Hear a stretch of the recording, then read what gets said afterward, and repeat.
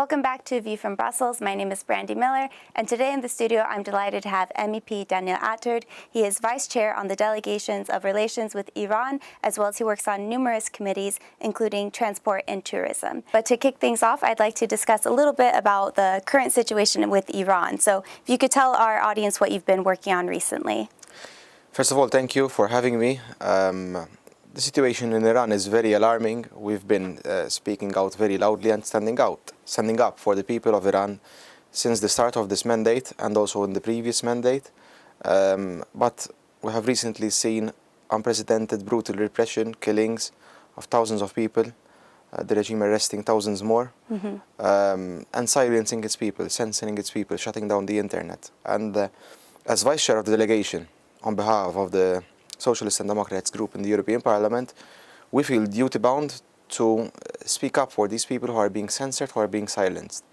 And we will not stop, we will not relent in our push for justice, for dignity, and for the freedom of all the vast peoples of Iran, all the minorities of Iran, until they have a country which they can determine its future. They have the right to self-determination like any other peoples in the world. And I think we should use our voice, our platform in the European Union to bring about that change. We have seen, at last, the long overdue designation of the IRGC as a terrorist organization, and that is a clear example of how our work can bring about change and can bring about impact. Now we have to look beyond. We have to bring other global partners to exert maximum pressure on the regime and to offer hope and courage for the brave Iranian people who are still protesting to this day. Yeah, and what do you see as some of the initial next steps happening with the designation of the terrorist organization and how that is impacting dynamics within the Parliament and as well within the European Union? In truth, this is mostly symbolic. It is a travel ban. It means that the members of the IRGC are banned from traveling to the EU. It also means that their assets are frozen, wherever they are, outside of Iran and within the EU. But now the next steps are for the EU to bring along other global partners. We need other partners around the globe. The US have already taken steps, but we need other countries to join in and impose sanctions on the regime to exert maximum pressure. We need regime change in Iran. Nothing short of that. Nothing short of that, because the regime has lost its legitimacy. And as I said in the plenary, the time of the regime is up. We have to bring about change for all peoples of Iran in order for them to be empowered to determine their own future. As a European Parliament, we will continue to engage with the voices of the opposition to give them a platform, to understand their realities, and to help them in their pursuit of their own future. Yes, and you come at the Parliament at a very interesting time. So this is your first mandate, if I understood correctly. Previously, you were mayor of Metarfa in Malta, for our audience who don't know where that is. You started your career very, very early on in your early 20s, so you understand what it means to be politically engaged as well as active in your community. And you moved on to diplomacy before now coming into the Parliament. So you are at a pivotal point of leadership right now on your vice chair role as well as within the European Parliament. So stepping back, what inspired you to take on this leadership, and how do you see maybe what you've learned, how it's applying to what you're doing today? I think it was a bit of a self-fulfilling prophecy. Since I was very young, even at school, even at primary school, secondary school, I was always debating current affairs, debating politics, debating changes which were necessary in school. So it was always within, the sense of civic duty, civic responsibility, pushing for change. And I remember I was running for election when I was 19, not even 20. Wow. The first time I voted, actually, I voted also for myself during the local council election in which I was elected mayor. I think my background, I come from a humble working class family. In Malta, I remember in my childhood moving from one social housing apartment to another. We were never short of basic necessities as a family, but we were working class. Naturally. And that instilled in me a stronger sense of civic duty to help in my small way make and deliver changes, positive changes for the people around me, whether it was locally, regionally, or now nationally, or even at a European level. And so beyond legislation, which we'll get to shortly on some of the other files which you're working on, you've invested a lot of time on youth engagement. So could you speak a bit more about the kind of opportunities that you see for young Europeans who may be questioning Europe's role within the wider world and how they should become involved today, or maybe some opportunities that you think haven't existed or should exist in the future? Yes, so first of all, I do not subscribe to the understanding that youths are not interested or are not involved. If you look at the Maltese delegation in the European Parliament, the socialist delegation in the European Parliament from Malta, we are all youths, one could say. I am 33, I think my colleagues are, one of them 32 or 31, and the other is 36 or 37. So we're all relatively young, and even our Prime Minister is relatively young. Our former Prime Minister was relatively young. So I think youths are interested in politics, but obviously we have to do even more. Why? Because youths are not just the future generation, they are the present generation as well. Mm-hmm. And what I've been doing since I was elected in the European Parliament, since the very start of my mandate, I've been giving opportunities, study visits, 1 week after another. So every week I have study visitors from Malta. This week I have the student council from the biggest post-secondary school college in Malta. Mm-hmm. They are following my work in the European Parliament, and I think that is very, very important. Why? Because I think many times, not just youths but citizens see the EU institutions, perceive the EU institutions as some sort of abstract power. Yeah. But when they come, they visit, and they see and attend meetings, then they get a better understanding, and they, from a perception of abstract power, it becomes a understanding of a process that they can actually influence. Yeah. So I think that is my mission, to give youths an opportunity which I had never had myself, but also it's not just for me or for my constituents or for the youths which visit the Parliament. I think I'm also doing this for the European Parliament itself, to help, in my capacity, people understand that the European Parliament and the EU institutions are not an abstract power, but they are actually institutions made up of people who are collectively trying to deliver a positive change for the people who we represent at the end of the day. Yeah, real and tangible results for European citizens at large. And on the topic of bringing the students from Malta over to Europe, or continental Europe, which I agree is quite pivotal in influencing them to be more engaged civically, do you see differences between the policies that you're working on and how continental states perceive things such as tourism, which we can discuss, between continental states and island states? So if you can maybe speak a bit about what you've seen from perceptions. So first of all, I think many times the problem is that we as politicians and as institutions, we speak in paragraphs, and mm-hmm. the people live in sentences, Yeah. The EU speaks of regulations, but the people speak of bills, of work, of opportunities.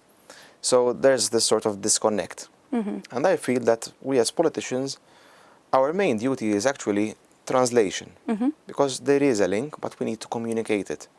And I saw a very, very good recent post on Instagram describing the EU in simple terms. So, for example, saying that the EU, it regulates a lot, but now we have a single common charger. Mm-hmm. The EU climate policy can seem complex, but now plastics, single-use plastics, are banned from our shops. Yeah. The EU regulates banks a lot, but nowadays it takes seconds to transfer money True. in the EU. So these are all examples of how the EU has brought about, through its regulations, important positive changes for our people. Regarding the continental Europe, the difference between continental Europe and peripheral regions, island member states like Malta and Gozo, yes, I think we need to do more, because many times I feel that uniform rules do not capture enough, do not reflect enough the realities of island member states. I think that sometimes we tend to ignore the realities of island member states, and I think sometimes that the system is still designed around continental assumptions. So I feel that we need to do more. And to give you a simple example, during the start of my mandate, for example, there was a delegated act which the Commission was drafting. It was dealing with reporting and monitoring obligations of offshore vessels with regard to emissions, which is good in itself. The goal is good. It's important to have a better environment, better quality of the air which is around us. But this proposed delegated act, the draft, was placing small tugboat operators, which mainly operate within our ports and not offshore. So their ordinary operation is onshore, not offshore. So within the port areas.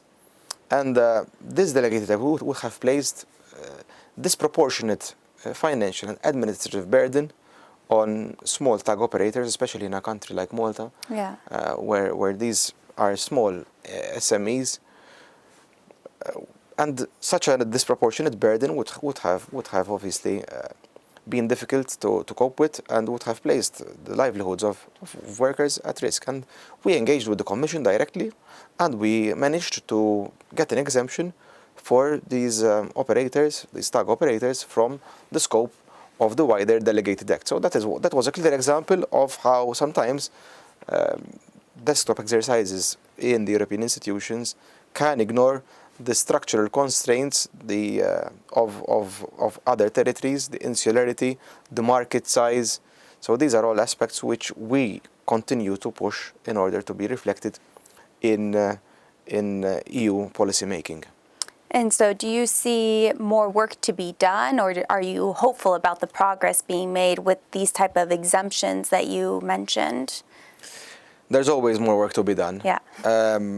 Sometimes I think we misunderstand the EU treaties. I mean, the EU treaties, when it comes to equality between member states, it doesn't mean identical treatment. Yeah. It means fair treatment. So, okay, we need the EU to respect small member states like Malta and Gozo in the same way it respects the bigger ones like Germany, France, Italy, Spain. But that doesn't mean placing us in the same basket. We need to have a better understanding of our realities. And I can give you another example. Yeah. We constantly and repeatedly, almost every plenary, have to vote on a provision in different files and regulations, but there's always a provision on unanimity, on the necessity of unanimity in the European Council. And more often than not, the provision is pushing for the removal of the requirement of unanimity in certain decision making in the EU. And whilst I understand that the purpose, the scope would be a good one, but still that regulation in itself was designed also to protect vulnerable or small member states, peripheral regions and territories within the Union, and to ensure a level of equality within EU policy making. So it is clear, yes, that we have to continue pushing, we have to continue to be vigilant in order to protect the interests of smaller member states of the Union like my country. Yeah. So I will stick on unanimity because I know that's been quite buzzing in the news as well. So are you a bit fearful that the unanimity could be removed from decision-making within the EU? I'm not, no, because we are vigilant, and I'm sure that also within the Council it is not something which will fly. So I'm not fearful at all. Having said that, Please do. having said that, I do believe that the Union has to be more united. Yes. So I think that unanimity is an important tool to ensure that we do not have a European Union where might is right, because that in itself, like what's happening with the way the US is conducting itself, never tolerate a situation where might is right. Yeah. So that provision in itself, the requirement of unanimity insert in decision making, because we have qualified majority voting in many aspects of EU decision making, whereby the votes are calculated depending on the size of the country and on different aspects, the size of the population. So we have qualified majority voting in many aspects, but there is unanimity in other sensitive aspects. That I see it as a tool to protect us against a situation where might is right. That I think we can all agree upon. Having said that, I think that the EU needs to be more united on several fronts, because our strength lies in unity. So on aspects where we are united, we are very strong. When it comes to, for example, the single market, it gives us a lot of strength as a European Union. But this many times is leveraged against other aspects where we are not united, and this many times weakens the EU when we're dealing with other continents, when we're conducting trade relations with other countries. So I think, yes, the EU needs to be more united on many fields, and I think we can achieve it without removing the safeguard of unanimity. Yeah. Well, I think that'll be very, very interesting for our audience to hear, and for you to be so vocal about the importance of unanimity. So, sorry, I did have the other topic about sustainable tourism, but of course want to give you the platform to speak about such critical issues. So if you don't mind, I will ask about tourism, because I know that it's such an important industry within Malta. So you are lead negotiator on sustainable tourism. Do you see this evolving, and in which sense do you think there might be missed dialogues within the public debate? First of all, it is not just important for Malta. Sustainable tourism, or tourism itself, contributes to at least directly 10% of the EU's GDP. So it's a huge contributor to the EU's economy. In Malta, I think it's more than 20%. It is very important, and I think we are now shifting the conversation from volume to value. So that is in a nutshell what we're trying to do. Yeah. Could you explain a bit more volume to value, what that means? Of course, because now we do not want to measure our success in the number of bed nights, in the number of arrivals, but we want to ensure that tourism is actually compatible with the daily life of citizens. We want to ensure that tourism serves the communities which live in the destinations and not simply exploits them. We need to regulate short-term rentals, for example. We do not. This is not a question of tourism against the people, but it's a question of unmanaged growth, which is placing unsustainable pressure on communities, and that is what we're trying to achieve with my report. And we're also trying to mainstream tourism, because many times tourism was considered as a vacuum, as something which is beyond the competence of the EU. I disagree, because when it comes to tourism, tourism is affected, and it affects infrastructure, energy, waste management, health services, transport. So it is a European issue. There are European challenges, and they require European solutions. As well, many Europeans travel within Europe itself, and it's a united Europe on the EU level. So naturally, tourism could be counted as a key competency that the EU should be regulating.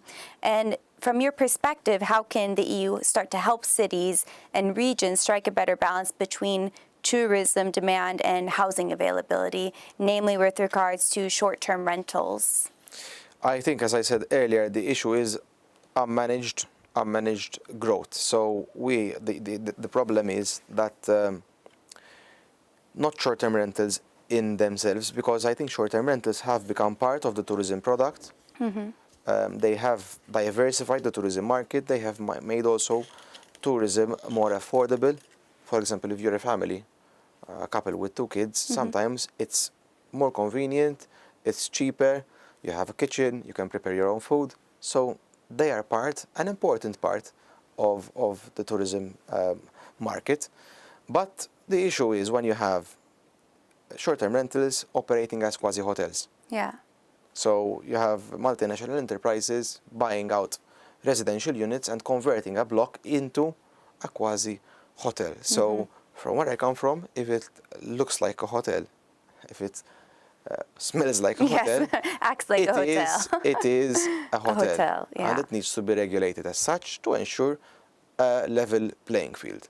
So we need to regulate at the EU level, not to impose policies on local councils, on regional councils, on national governments, but to empower them. So we need more data transparency, we need enforcement tools, we need data sharing, we need waste management protocols, noise protocols, to ensure that delisting requirements, so when people complain about a short-term rental or when a short-term rental is not compliant with national rules, the governments, whether local, regional or national, have the power to delist.